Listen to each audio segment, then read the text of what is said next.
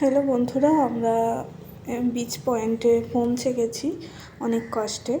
মানে বারবার রাস্তা ভুল করছিলাম, উল্টো পাল্টা দিকে চলে যাচ্ছিলাম, গুগল ম্যাপ দেখে দেখে যাচ্ছিলাম। তো ঠিকঠাক জায়গায় পৌঁছেছি, তবে আমাদের অনেকটা দেরি হয়ে গেছে আসতে। আমরা অনেকক্ষণ আগে বেরিয়েছিলাম তাড়াতাড়ি আসবো বলে, কিন্তু অনেক দেরি হয়ে গেছে। তবু ঠিক আছে, ভালো। প্রথমবারে যখন এসেছিলাম তখন অনেক সন্ধে হয়ে গেছিলো, তখন সেরকমভাবে কিছু দেখতে পাইনি। তো এখন সূর্যের আলোতে পরিষ্কারই দেখা যাচ্ছে। আর তোমরা এখানে একটা নতুন জিনিস দেখবে, যে সমুদ্রের মাঝে জাল টানা হয়েছে। দেখো, আমি আমার লাইফে ফার্স্ট টাইম দেখছি এরকম সমুদ্রের মাঝখানে জাল টানা। তোমরা দেখতে থাকো।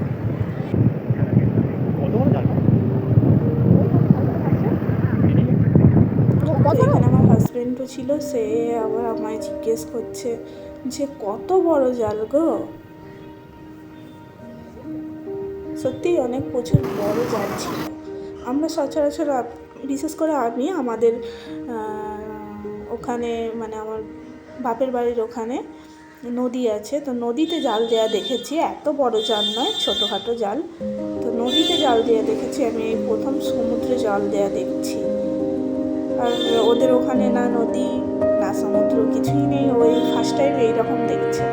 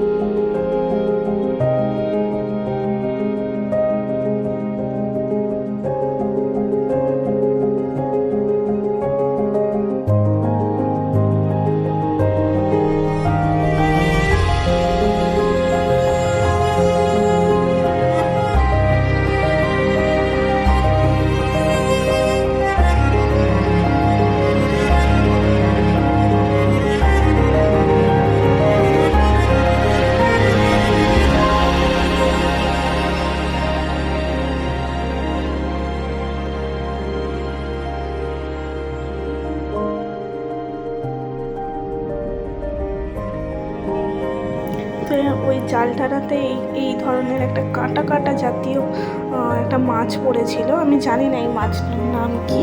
তো এই মাছটা পড়েছিল, ওরা ওটাকে ছাড়লো।